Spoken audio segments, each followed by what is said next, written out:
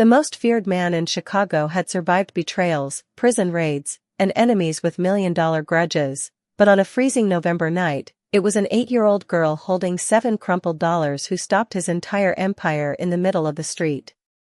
Rain hammered the sidewalks of South Side Chicago as a convoy of black SUVs rolled through the neighborhood like moving shadows, their headlights cutting across broken apartment windows and flickering neon liquor store signs. People stepped aside without needing to be told. Everyone recognized the vehicles. Everyone knew who traveled inside them. Elijah Kong sat silently in the back seat of the lead Escalade, one hand resting against the leather armrest, dark eyes fixed on the rain streaking across the tinted window. His charcoal overcoat looked untouched by the storm outside, perfectly pressed, perfectly controlled, just like the man wearing it. The city feared Elijah Kong because he never raised his voice. He never needed to. Men twice his size lowered their heads when he entered a room. Rivals disappeared after underestimating him. And yet tonight, despite the million-dollar meeting waiting downtown, despite the endless calls vibrating against the console beside him, his attention drifted toward the exhausted streets outside. Toward the people hurrying home beneath broken umbrellas. Toward the cold he remembered too well. 10 minutes out, the driver said quietly. Elijah gave a small nod without speaking. Then suddenly the convoy slammed to a stop. Tires screeched softly against rain-soaked pavement. One of the bodyguards cursed under his breath as headlights illuminated a tiny figure standing directly in front of the lead SUV. A little girl. Small. Thin. Completely soaked by the freezing rain. What the hell, another guard muttered as doors flew open. The child didn't move. She stood in the middle of the street wearing an oversized yellow hoodie, the sleeves hanging past her shaking hands. Water dripped from tight curls pressed against her forehead. In one tiny fist, she clutched several wrinkled dollar bills so tightly they looked ready to tear apart. Move her, one guard snapped, stepping forward. But before anyone could touch her, the girl suddenly looked straight toward Elijah's window, her eyes wide with terror and determination all at once. Please, she cried, her small voice breaking against the rain. Please don't leave yet. Something about the sound froze the movement around her. Elijah slowly lifted his gaze. The bodyguard nearest the SUV leaned down slightly. Boss, we'll handle it. But Elijah didn't answer. Through the dark glass, he kept staring at the child standing alone beneath the storm. Most people avoided his eyes. This girl searched for them. Sir, she whispered again, stepping closer to the vehicle. Her sneakers splashed through dirty rainwater as she reached the window with trembling hands. One of the guards tried stopping her, but Elijah lifted 2 fingers slightly, signaling him to stand down. The rear passenger window lowered halfway with a quiet mechanical hum. Cold wind swept into the SUV. For a moment, the little girl simply stared at him, her chest rising rapidly as if she had run blocks just to reach his car. Elijah noticed immediately how young she looked. 8, maybe 9 years old. Too young to be outside alone after dark in this neighborhood. Too young to carry that expression in her eyes. Fear mixed with responsibility. The kind children wore when life forced them to grow up too fast. Slowly, she opened her tiny hand. 7 damp $1 bills rested against her palm. I know it's not a lot, she said softly, fighting to keep her voice steady. But it's everything I have. The rain kept falling. None of the men around Elijah moved. The city outside seemed to disappear into silence. And for the first time that night, the most feared man in Chicago leaned forward and truly looked at her. The 7 damp bills rested in Amara Johnson's trembling hand as rainwater slid down her small fingers and pooled onto the black leather seat beneath Elijah King's open window. None of the bodyguards spoke. They had seen grown men beg Elijah for favors worth millions of dollars. They had seen politicians lower their voices around him. But they had never seen their boss stare at anyone the way he stared at this little girl. Standing barefoot in a puddle with only $7 to her name. Elijah's expression remained unreadable, but something behind his dark eyes shifted almost invisibly. What exactly are you asking me for? he said at last, his voice calm and controlled, carrying through the rain like smooth steel. Amara swallowed hard. Up close, he looked even more intimidating than the stories people whispered around the neighborhood. The expensive coat. The sharp jawline. The stillness in his posture. He did not move like other people. He moved like someone completely certain the world would obey him. But somehow, that only made her more desperate. "My mama cannot breathe right," she whispered. "She keeps coughing and falling down, and I tried calling for help but nobody came." One of the guards exchanged a glance with another. Elijah noticed it immediately. "Speak," he said quietly without taking his eyes off Amara. The older bodyguard hesitated. "Boss, this neighborhood pulls scams sometimes. Kids stop cars. Distract people." Amara's face flushed with humiliation so quickly it hurt to look at. She lowered her eyes toward the wet pavement. "I am not lying," she said softly. "I swear I am not." Elijah watched the way her voice cracked on the last word. Not dramatic. Not manipulative. Just exhausted. Like a child who had run out of strength hours ago but kept going anyway because nobody else would. Rain continued tapping against the SUV roof in steady rhythm. Somewhere down the block, sirens echoed faintly through the city night. Elijah leaned back slightly against the leather seat, studying her more carefully now. Her oversized hoodie was soaked through completely. Her small shoulders shook from cold she was trying hard to hide. And then he noticed something else. She was still clutching the money toward him. Not begging for charity. Offering payment. As if dignity mattered more to her than survival. That caught his attention in a way nothing else had tonight. "What is your mother's name?" Elijah asked. "Danielle Johnson." "Where is she?" 3 blocks away. Amara pointed weakly down the street toward a row of aging apartment buildings with boarded windows and flickering hallway lights. Apartment 4B.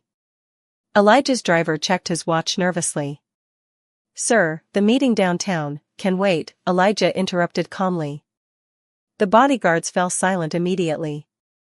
Amara blinked in surprise, as if she had not expected anyone to actually listen. Elijah glanced once more toward the $7 in her hand. "You were going to pay me with that?" Amara nodded quickly. "I know it is not enough for rich people," she admitted, shame creeping into her voice. "But I thought maybe if I gave you everything, you would believe me." Something deep in Elijah's chest tightened unexpectedly. He remembered hearing words almost exactly like that once before. Different voice. Different night. Same hopelessness. For the first time in years, an old memory pushed against the walls he had built around it. A freezing apartment. His younger sister coughing through the night.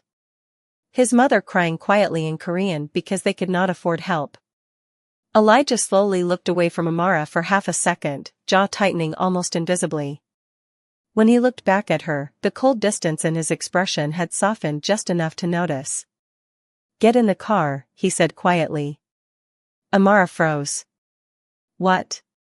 You said your mother cannot breathe." Elijah opened the SUV door fully now, rain sweeping across polished black leather. "Show me where she is." Amara hesitated only a second before climbing carefully into the back seat of the Escalade, clutching the $7 against her chest as if she was afraid someone might still take them away. The warmth inside the SUV hit her immediately. Soft leather. Faint cedar cologne. Quiet engine vibrations beneath her feet. It felt like entering another world entirely. She sat stiffly near the edge of the seat, trying not to drip rainwater onto anything expensive. Elijah Kong watched her silently from across the dim interior while one of the bodyguards shut the door behind her. Outside, rain continued pouring across the city, blurring streetlights into streaks of gold and red against the windows. "Address?" the driver asked.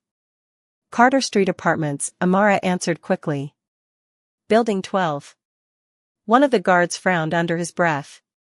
"That area lost power yesterday." Elijah glanced toward him. "Then drive faster." The convoy pulled away smoothly, tires hissing against soaked pavement as they moved deeper into the south side. Amara stared quietly at the heated air vents near her knees, holding her frozen hands close to them. Elijah noticed how small her fingers looked. How carefully she sat, as though afraid she did not belong there. Most adults became nervous around him because of power. This child looked nervous because she had spent her whole life trying not to inconvenience anyone. The realization sat heavily in his chest. "How long has your mother been sick?" Elijah asked after several moments of silence. "Almost 3 months," Amara whispered. "She used to work at the nursing home downtown, but she got weaker and weaker." She lowered her eyes. "Now she cannot even walk to the bathroom without stopping to breathe." Elijah listened without interrupting. "Did she see a doctor?" Amara nodded once. "At first." Her voice became quieter. "But then the medicine got too expensive." The bodyguard sitting in the front passenger seat shifted slightly, uncomfortable now for reasons he could not explain. Elijah remained still, but his jaw tightened almost invisibly again. "What about family?" he asked. "Anybody helping you?" Amara shook her head. "Grandma passed away last winter. And my dad left when I was little." She tried saying it casually, but children could never fully hide loneliness from adults who recognized it. Elijah turned his gaze toward the rain outside. Chicago blurred past in wet reflections and broken neon signs. Somewhere in the distance, elevated train tracks rattled through the storm. For years he had built walls between himself and the suffering outside his tinted windows. It was easier that way. Cleaner. Necessary. Men like him survived by becoming untouchable. But tonight, every word from this little girl chipped at something he had spent decades burying. Amara suddenly leaned forward nervously. "Sir?" Elijah looked back at her. "What?" "If my mama gets better," she swallowed hard before continuing, "I can work to pay you back." One of the bodyguards almost smiled in disbelief, but Elijah did not. "You are 8 years old," he said quietly. "You should not be worrying about debts." Amara stared down at her soaked sneakers. "Mama says nothing in life is free." The SUV fell silent again. Those words hit Elijah harder than she could possibly know because once, many years ago, his own mother had said the exact same thing while counting grocery money beneath a flickering kitchen light. He could still remember her tired hands trembling from exhaustion. Still remember hearing his younger sister cough through thin apartment walls while snow fell outside. The memory came so suddenly it almost stole his breath. Elijah looked away sharply toward the dark window beside him. His reflection stared back cold and distant, but tonight something unfamiliar cracked beneath it. The convoy finally turned onto Carter Street. Immediately the city changed. Street lights flickered weakly above crumbling sidewalks. Half the apartment windows were dark from the outage. Rainwater poured from broken gutters in heavy streams. Amara pressed closer to the glass. "That one," she whispered urgently, pointing toward a worn brick building with boarded lower windows. "4th floor." Elijah looked up at the building looming against the storm. Then he noticed something that made his expression harden instantly. The apartment hallway lights were completely out. The moment the SUV stopped outside the apartment building, Amara pushed the door open before the bodyguards could react. "Mama," she cried, sprinting through the rain toward the entrance. Elijah stepped out more slowly, polished shoes landing in inches of dirty water beside the curb. Cold wind swept through his dark coat as he stared up at the building towering over them like a tired monument everyone else in the city had forgotten. Half the windows were black from the outage. Rust stained the brick walls beneath broken gutters. Somewhere above them, a baby cried through thin apartment walls while distant sirens echoed across the south side. One of Elijah's men moved closer. "Boss, let us go up first." Elijah ignored him and followed Amara toward the entrance. The lobby smelled faintly of mildew, wet concrete, and old radiator heat struggling against winter cold. Emergency lights flickered weakly along the hallway ceiling, casting long shadows across cracked tile floors. Amara was already climbing the stairs 2 at a time despite exhaustion pulling at her tiny body.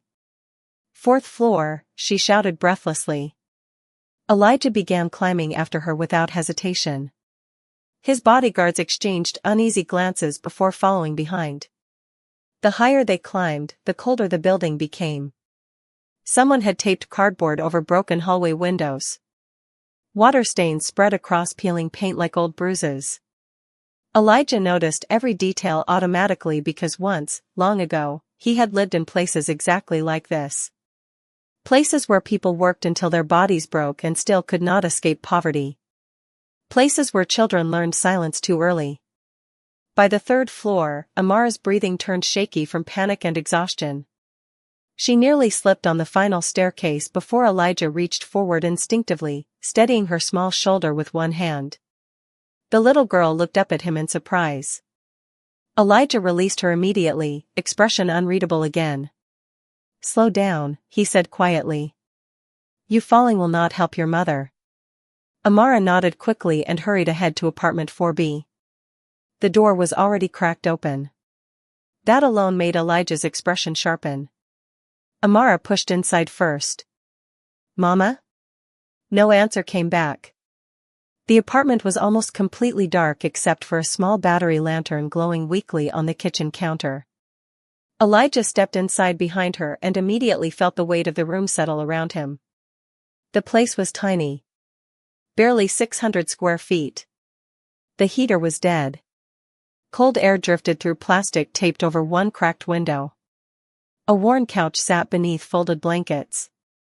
The refrigerator hummed weakly but nearly empty shelves were visible through the half-open door. There was no smell of dinner cooking.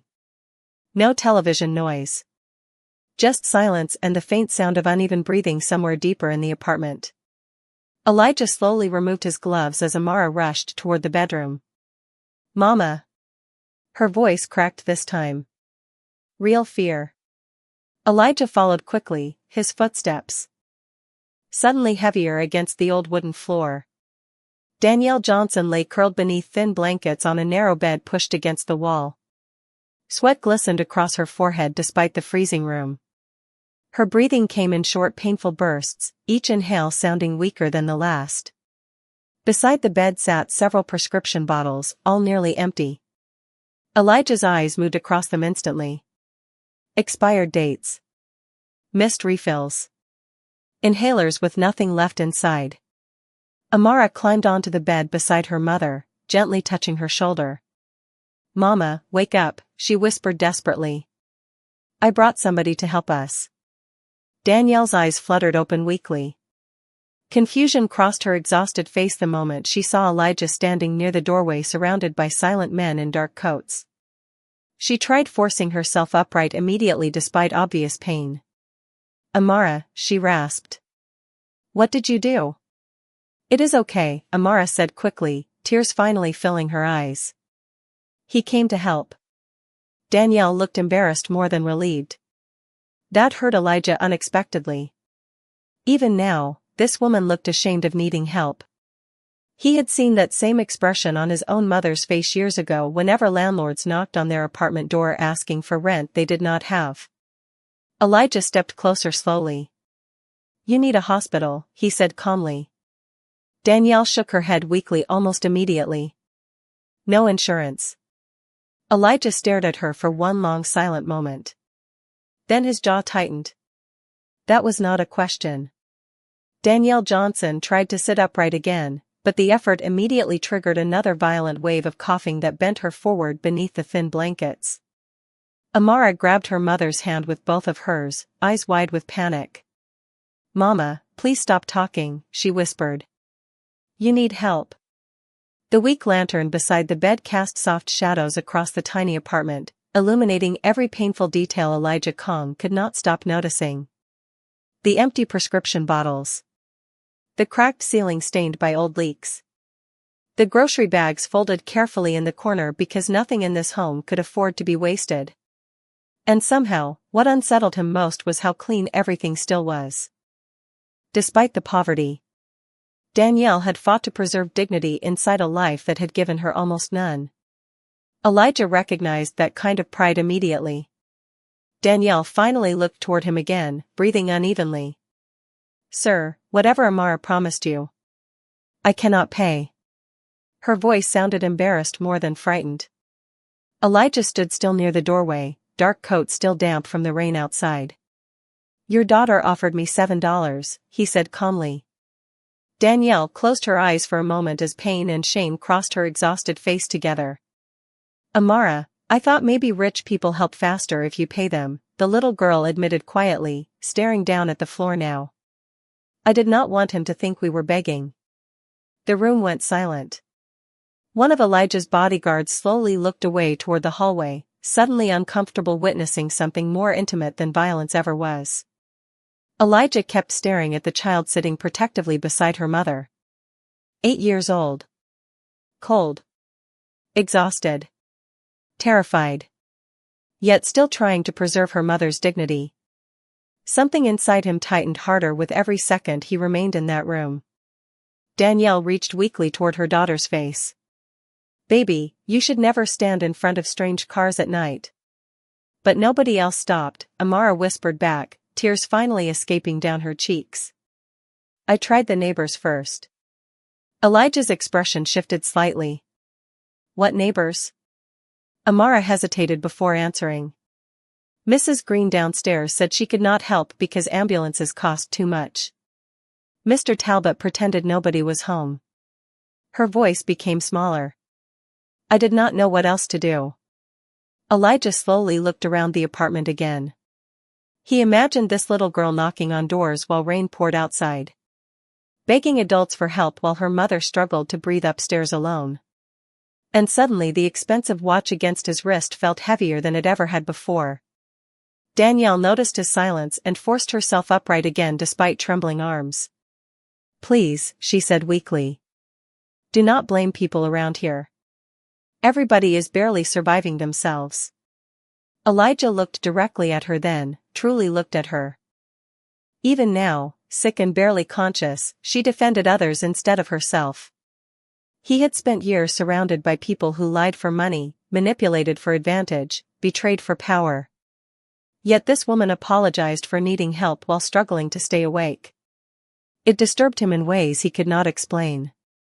Amara suddenly pulled the $7 from her hoodie pocket and carefully held it toward Elijah again.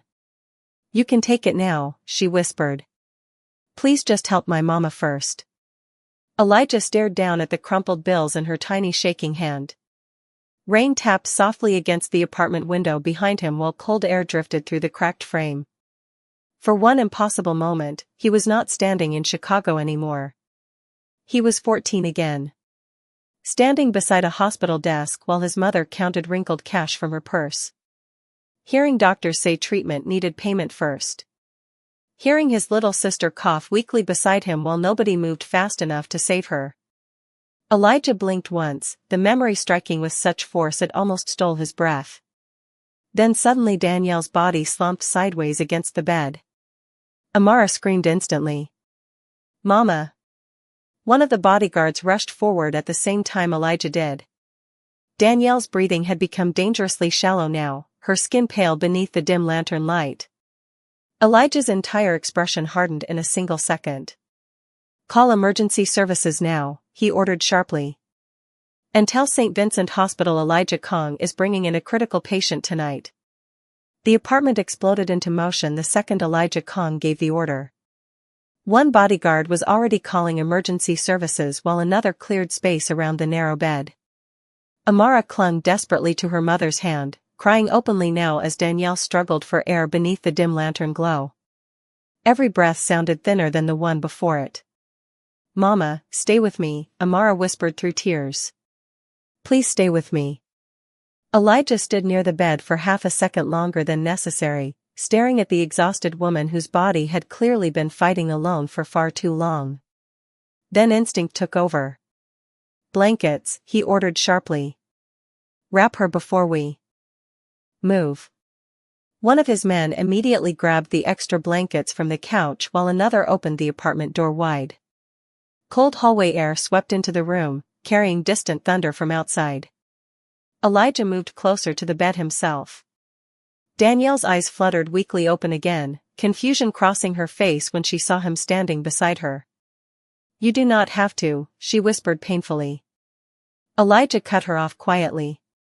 "Save your strength."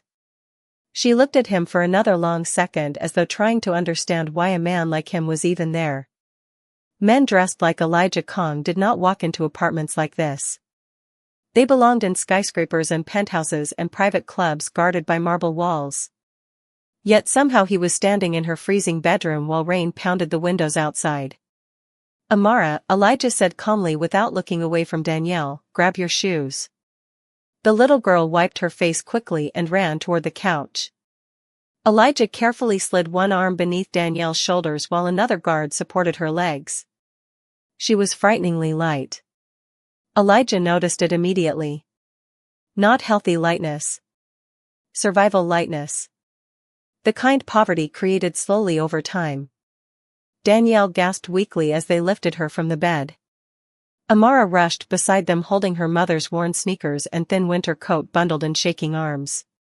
The hallway lights flickered again as the group moved toward the staircase.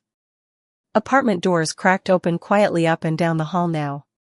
Curious neighbors peered through narrow openings, their expressions shifting from suspicion to shock as they recognized the convoy downstairs and the tall Korean man walking through the building surrounded by silent bodyguards. Elijah ignored every stare. His focus remained on Danielle's worsening breathing and the terrified child trying to keep pace beside him. By the second-floor landing, emergency sirens finally echoed outside. Amara's face lit with desperate hope. "They came," she whispered. Elijah looked toward the rain-streaked stairwell window. Red and blue lights reflected across the wet street below. But strangely, the sound twisted something painful inside his chest instead of relieving it. Because once, many years ago, sirens had arrived too late for someone he loved too. The memory came without warning. A tiny apartment in Koreatown. His younger sister Mina curled beneath blankets coughing weakly while his mother begged paramedics to move faster.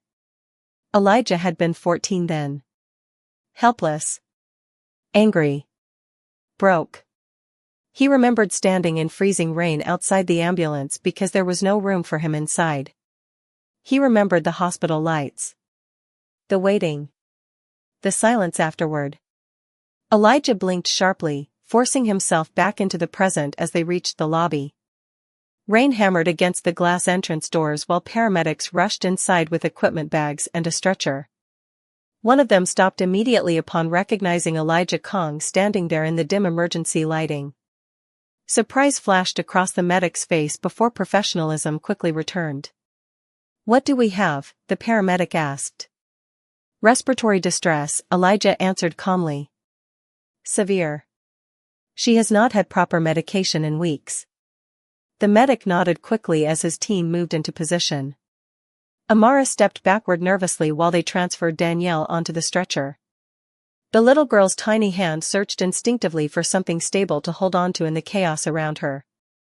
Without thinking, she grabbed the sleeve of Elijah's dark coat. He looked down at her small fingers clutching the expensive fabric tightly. Amara did not even seem to realize she had done it. She was too busy staring at her mother in terror. And for reasons Elijah could not fully explain, he did not pull away. Rain poured across the flashing ambulance lights as paramedics wheeled Danielle Johnson through the apartment lobby and out toward the waiting vehicle.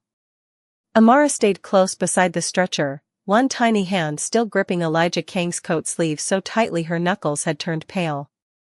She looked terrified that if she let go, this entire moment might disappear and she would wake back inside the freezing apartment alone again. Elijah walked beside her silently through the storm while his bodyguards created space around them automatically. Neighbors watched from cracked windows and dim hallways, whispering in disbelief as the convoy of black SUVs and emergency vehicles filled the narrow street outside Building 12. Nobody in that neighborhood had ever seen men like Elijah Kong come there to help someone. Fear usually traveled with power, not mercy. A paramedic climbed into the ambulance first while another adjusted Danielle's oxygen mask carefully. We need to move now, the medic called out. Amara instantly looked up at Elijah with panic flooding her eyes again. Can I go too? She asked quickly. Please? Elijah glanced toward the ambulance interior. There was barely room for the medical team and Danielle's stretcher. The paramedic hesitated awkwardly. Normally only immediate family can ride. She is immediate family, Elijah said calmly. The medic recognized the tone immediately. Not loud. Not threatening. Final. Right, the paramedic corrected quickly. The child can come.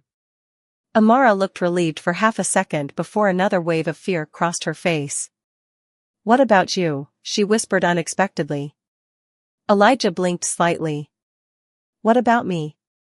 Are you leaving? The question landed harder than she intended. Elijah stared down at the little girl standing beneath cold rainwater and flashing lights, her curls soaked against her forehead, her eyes carrying more fear than any child should ever know. Somewhere deep inside him, something old and buried shifted painfully. Because years ago, when the ambulance doors closed on his sister Mina, nobody had stayed for him afterward. Not the doctors. Not the neighbors. Nobody. Elijah looked toward Danielle struggling to breathe inside the ambulance. Then he looked back at Amara. No, he said quietly. I am not leaving.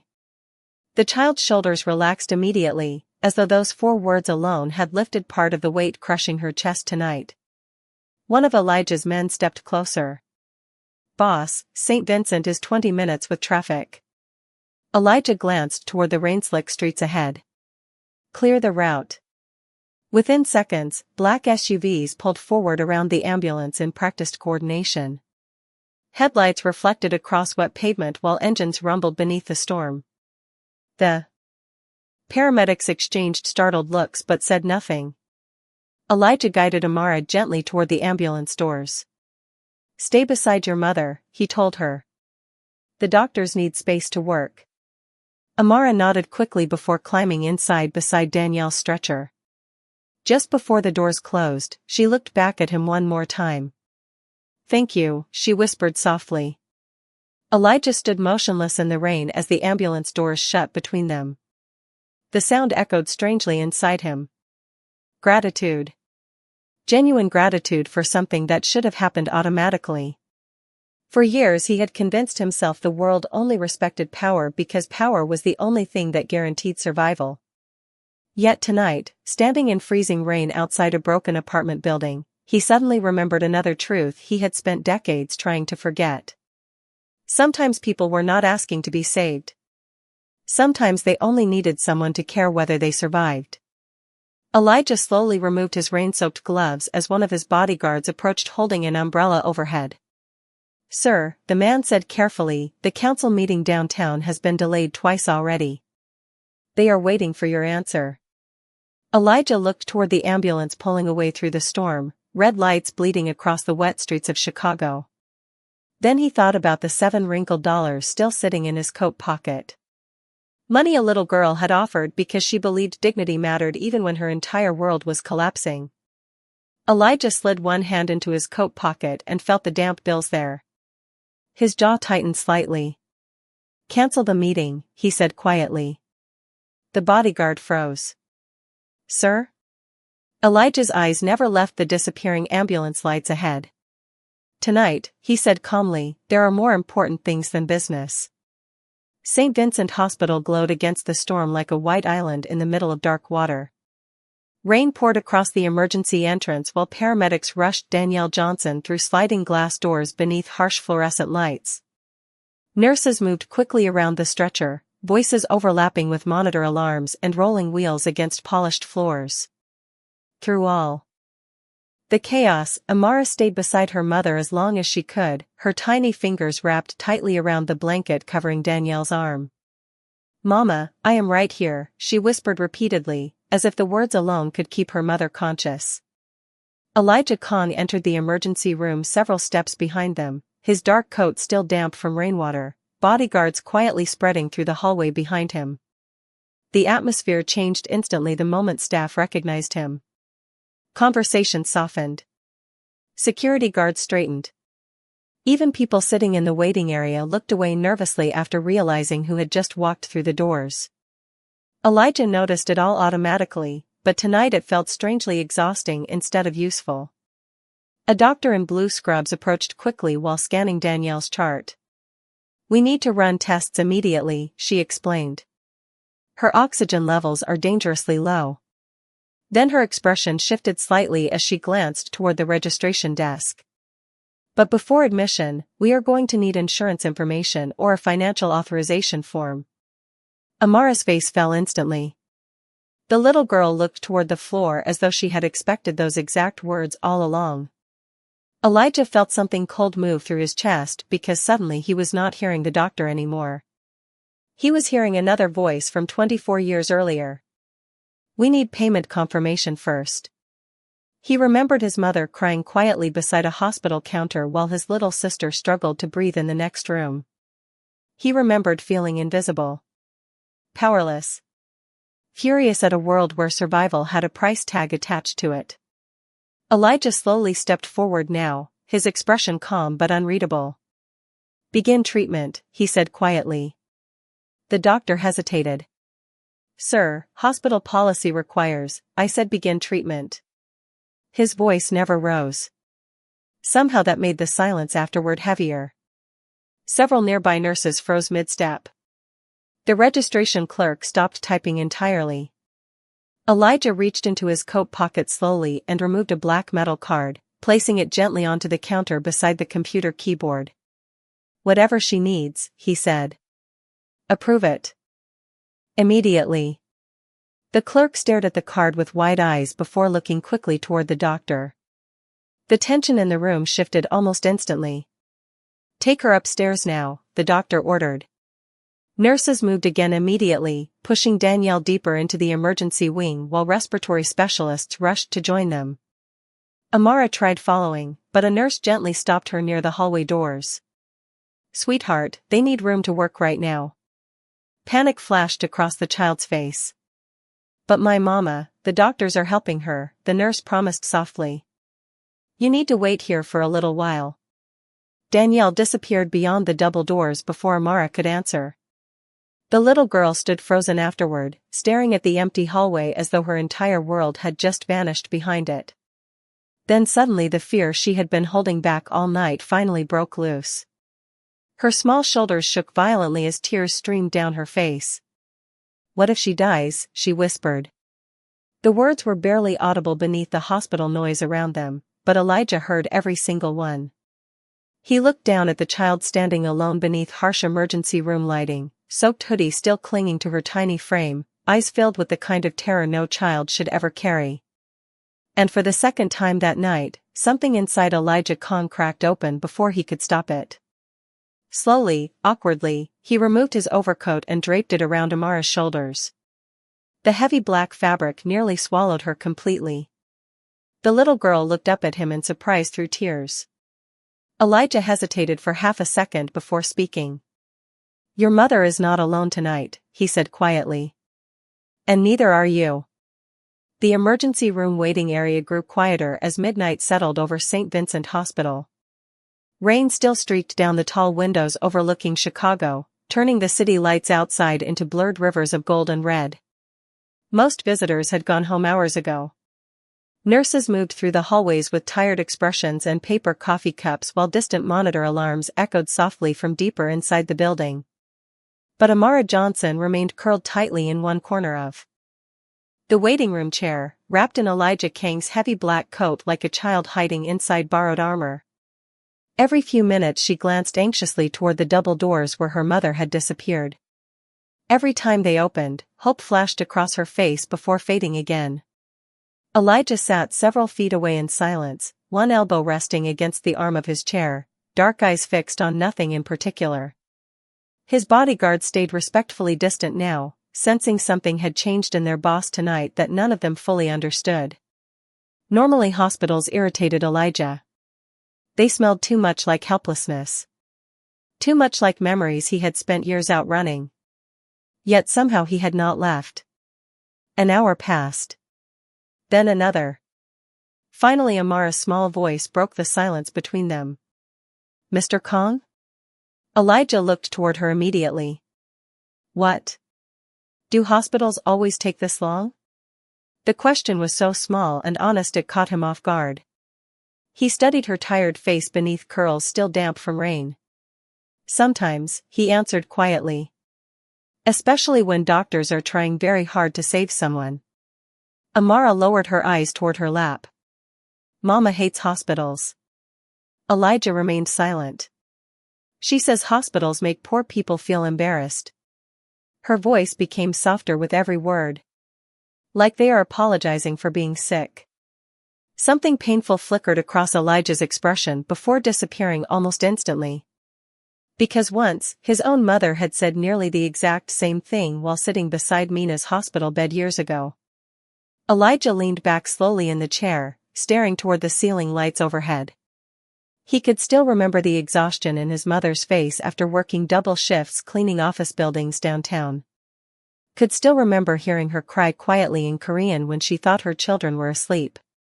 Poverty had a sound. A silence. A humiliation people carried even when they tried hiding it. Your mother sounds strong, Elijah said finally. Amara nodded immediately. She is. A tiny smile appeared despite everything. Mama works harder than anybody. Then the smile faded again. She just got tired. Elijah looked away toward the rain outside the windows. Those 4 words hit him harder than anything else had tonight. She just got tired. Not lazy. Not irresponsible. Tired. Tired from carrying too much alone for too long. The truth settled heavily inside him because he knew millions of people in cities like Chicago disappeared that exact same way every day. Quietly. Respectfully. Exhausted beyond repair. Amara suddenly reached into the pocket of her hoodie and carefully pulled something out. The 7 damp $1 bills. She smoothed them against her knees with tiny careful fingers before standing and walking slowly toward Elijah. You should still keep this, she whispered. Elijah looked down at the money but did not take it. Amara, please. Her voice trembled. You came back for us when nobody else did. The waiting room fell completely silent around them. Elijah stared at the little girl holding out everything she owned with more sincerity than most adults showed in a lifetime. And suddenly he realized something that unsettled him deeply. She trusted him. Not because of fear. Not because of power. Because he had stayed. Slowly, Elijah accepted the damp bills into his hand. Amara's shoulders relaxed slightly as though honoring the payment restored some invisible balance inside her heart. Elijah looked down at the wrinkled money resting against his palm. $7. Less than the cost of coffee in the meetings he usually attended. Yet tonight it felt heavier than every business contract he had signed in years. Before either of them could speak again, the emergency room doors finally opened. A doctor stepped into the waiting room searching for them with a serious expression on her face. The doctor standing near the emergency room doors looked exhausted, her blue scrubs wrinkled from a long night shift, but there was relief in her eyes now instead of urgency. Amara jumped to her feet immediately. My mama? She asked, voice trembling. The doctor offered a small reassuring smile before answering. She is stable. The words hit the little girl like sunlight after a storm. Amara covered her mouth with both hands as tears rushed down her cheeks again, but these tears were different. Relief. Disbelief. Hope she had been too afraid to feel until now. Elijah Kong remained seated for one quiet second longer, his shoulders easing almost invisibly beneath the dark shirt he still wore without his coat. He had not realized until that moment how tightly something inside him had been bracing for bad news. The doctor stepped closer. If she had arrived much later tonight, we might be having a very different conversation. Her eyes shifted toward Elijah knowingly. Whoever brought her in made the right call. Elijah gave a slight nod but said nothing. He already understood the truth hidden inside her words. Danielle Johnson had been running out of time long before tonight began. Amara quickly wiped her face with the sleeves of Elijah's oversized coat. "Can I see her?" she whispered. For a few minutes, the doctor answered gently. "She is very weak and heavily medicated, but she is awake." Amara looked as though she might collapse from relief alone. Then suddenly she turned toward Elijah. "You should come too." The waiting room went strangely still. Even the doctor glanced toward Elijah with mild surprise. Men like him did not usually get invited into moments this fragile. Elijah hesitated instinctively. Hospitals already pulled too much from his past. Emotional closeness pulled even more. But then he looked at Amara standing there wrapped in his coat, eyes red from crying, trusting him completely despite only knowing him for a few hours. And somehow he found himself standing before he had fully decided to. The hospital hallway leading toward Danielle's room was quiet except for soft monitor beeps and the distant squeak of nurse carts against polished floors. Dim lighting reflected gently across glass windows while rain continued tapping against the building outside. Amara walked close beside Elijah the entire way, almost as though she was afraid he might disappear if she stopped watching him. When they finally entered the room, Danielle lay resting beneath warm hospital blankets with oxygen tubing beneath her nose and monitors softly blinking beside the bed. Her face still looked pale from exhaustion, but the sharp panic in her breathing had eased. The moment she saw Amara, tears filled her eyes immediately. "Baby." Amara rushed carefully to the bedside and hugged her gently. Danielle held her daughter weakly against her chest for several long seconds, eyes closing as though simply feeling her child alive beside her was enough to keep breathing. Then Danielle looked toward Elijah standing quietly near the doorway. For a moment neither of them spoke. Hospital light reflected softly across his tired face while rainwater still darkened the edges of his sleeves. Danielle's voice came out fragile but sincere. "You stayed." Elijah looked briefly toward the floor before answering. "I said I would." Danielle stared at him with visible confusion, as though she still could not fully understand why a stranger with power, money, and an entire empire waiting outside had chosen to spend his night sitting beside a frightened child in a hospital waiting room. "Most people do not," she whispered. Something about those words settled heavily in the silence afterward. Because Elijah knew she was not only talking about tonight. She was talking about life. About promises. About people leaving once hardship became inconvenient. Amara looked between them quietly before reaching toward Elijah again. This time she was not offering money. She simply took his hand gently with both of hers and smiled through exhausted tears. "I told Mama good people still exist," she whispered proudly. Elijah froze slightly at the words. Then for the first time in many years, something dangerously close to emotion appeared openly in the eyes of the man Chicago feared most. For a long moment, nobody in the hospital room spoke. The steady rhythm of Danielle Johnson's heart monitor filled the silence while rain continued sliding softly down the windows overlooking the sleeping city. Amara still held Elijah Kang's hand gently between both of hers, smiling with the exhausted sincerity only children possessed. Elijah looked down at her small fingers wrapped around his larger hand and felt something inside him shift in a way that unsettled him more than danger ever had. Because power, money, and fear were things he understood. Trust was different. Trust was fragile. Dangerous. Rare. Danielle watched the interaction quietly from the hospital bed, her tired eyes moving between her daughter and the man standing beside her. She had spent years learning how to read people quickly because survival demanded it. She knew the difference between kindness given for attention and kindness given because someone's soul had been touched somewhere deep beneath the surface. And tonight, despite Elijah Kang's cold reputation, she saw exhaustion in him more than arrogance. A sadness carefully hidden behind expensive suits and controlled silence. "Amara," Danielle whispered softly, "let the man rest. He has already done too much for us tonight." Elijah finally spoke. No, both mother and daughter looked at him in surprise. Elijah glanced briefly toward the rain outside before continuing quietly. "Nobody should go through a night like this alone." Danielle stared at him for several seconds as though trying to understand why those words sounded personal. Then slowly, painfully, she asked the question sitting unspoken between them since the beginning. Why did you stop for her? Elijah did not answer immediately. His gaze drifted toward the city lights beyond the hospital window while memories he usually kept buried began rising one by one. A cramped apartment. Bills spread across a kitchen table. His mother pretending not to cry after opening another overdue notice. Mina coughing weakly in the next room while snow fell outside broken windows. Elijah had spent his entire life building enough power to never feel helpless again. Yet somehow tonight, standing inside this hospital room, he realized part of him had never truly left that frightened 14-year-old boy behind.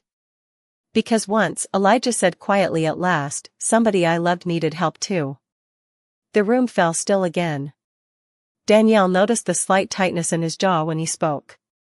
The kind people carried only when talking about pain they had never fully survived. Amara looked up at him carefully. Did they get better? She asked softly. Elijah's silence answered before his words did. No, he admitted finally.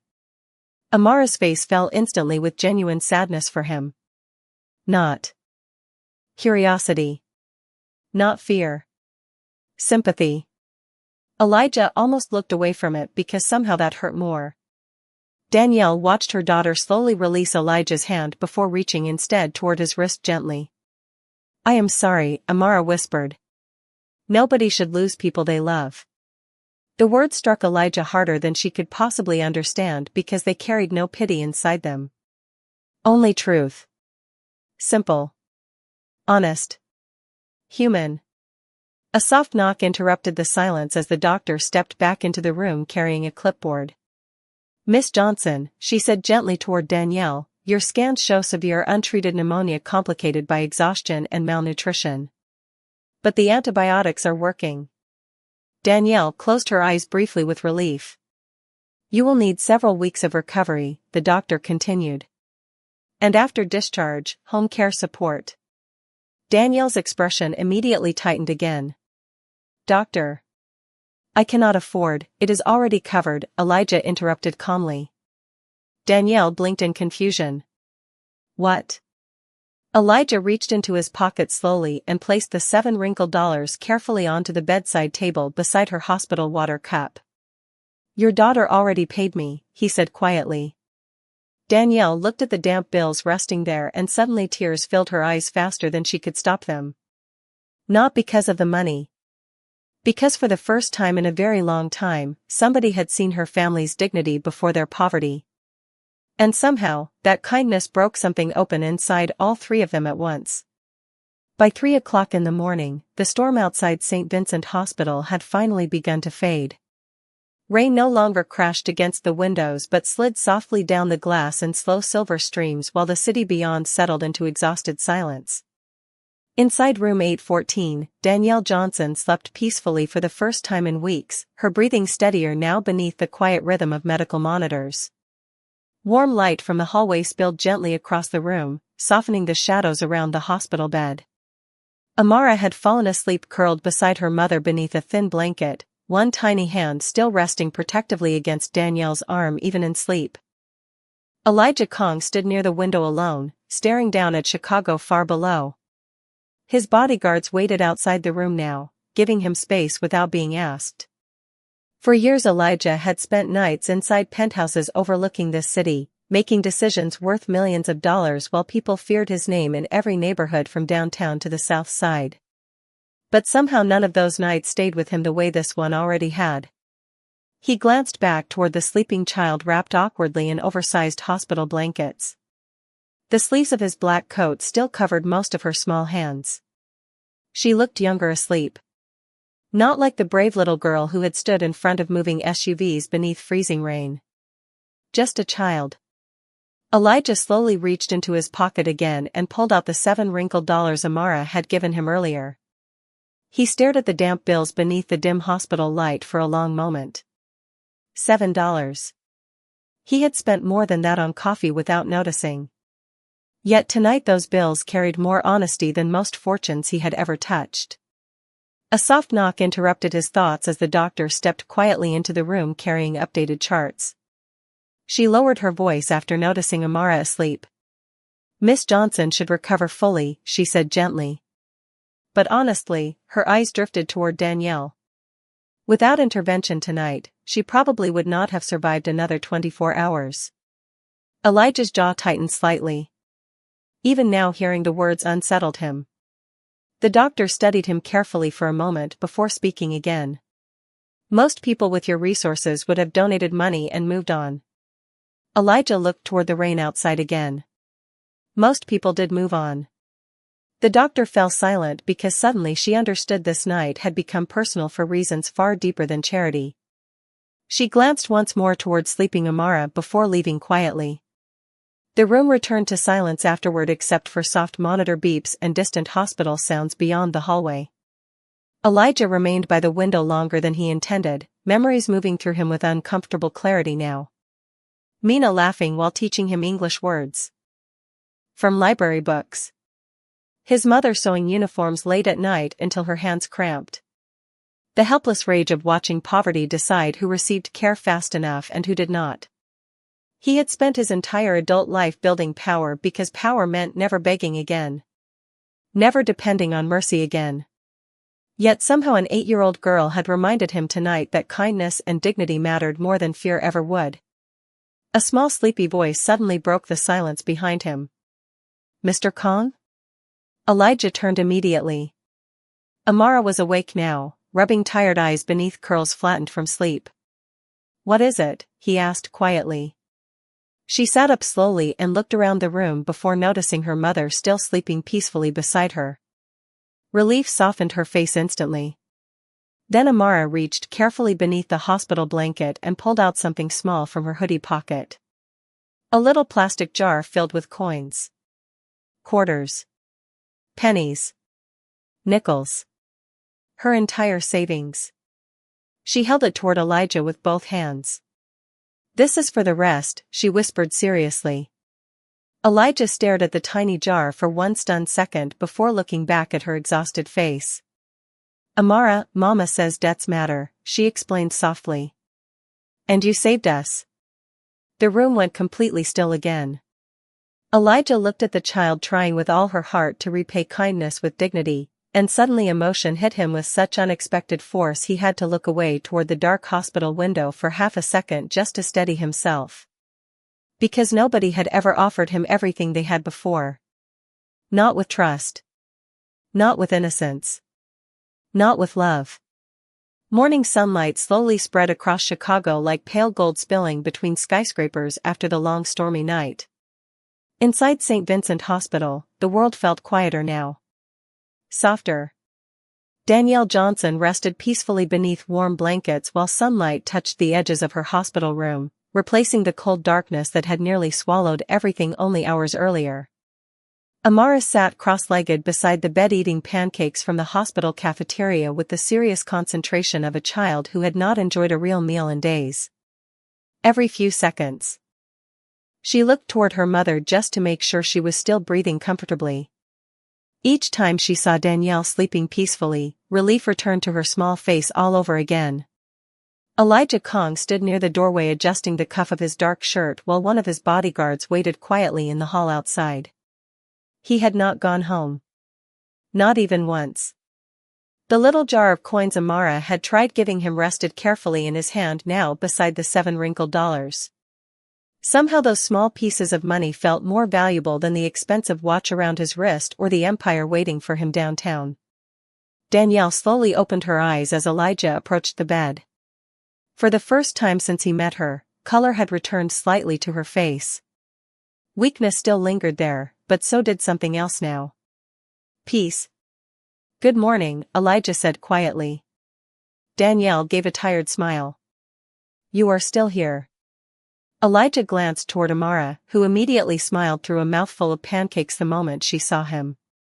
"Apparently," he answered softly, "your daughter would not allow me to leave." Amara giggled for the first time since the nightmare began. The sound filled the room with warmth so unexpected that even Elijah paused slightly after hearing it. Danielle looked toward the window for a moment before speaking carefully. "Doctor said somebody already arranged home nurses. Medication too." Her eyes slowly returned to Elijah. Why? Elijah remained silent briefly because the truthful answer felt harder to explain than any business deal he had ever negotiated. Finally he looked down at the jar of coins in his hand. Because when I was young, he said quietly, nobody did it for my family. Danielle studied him gently, understanding immediately that this was not charity to him anymore. It was healing. For all of them. Amara suddenly climbed off the chair and walked toward Elijah holding a folded piece of paper decorated with uneven marker drawings. I made this, she said proudly. Elijah accepted the paper carefully. It showed 3 stick figures standing beneath yellow sunshine. One tall figure in a black suit. One little girl with curls. One woman smiling beside her. Above them, written in crooked handwriting, were the words, "Thank you for stopping." Elijah stared at the drawing longer than he expected to. Something tightened painfully inside his chest again, but this time it did not feel like grief. It felt like the part of himself he thought died years ago quietly breathing again. Weeks later, people across Chicago began hearing strange rumors. Hospital debts disappearing overnight for struggling families. Anonymous payments covering medicine for children in poor neighborhoods. A private foundation quietly opening under a name nobody could trace directly back to Elijah Kong. The city never understood why one of the most feared men in Chicago suddenly started protecting people nobody else noticed. But inside a small apartment no longer freezing from broken heat, Danielle Johnson understood. And every month after that, fresh flowers arrived at their door with no note attached. Only 7 crisp $1 bills tucked carefully beneath the ribbon. Years later, Amara would still remember the night she stood alone in the rain believing the world had forgotten her family. And she would remember how one powerful man stopped long enough to prove her wrong. Because sometimes dignity does not arrive through wealth or status or fear. Sometimes it arrives quietly beside you in the middle of your worst night and says 4 simple words that change everything. You are not alone. And if this story touched your heart, do not forget to like this video, subscribe to the channel, and share it with someone who still believes kindness can change a life.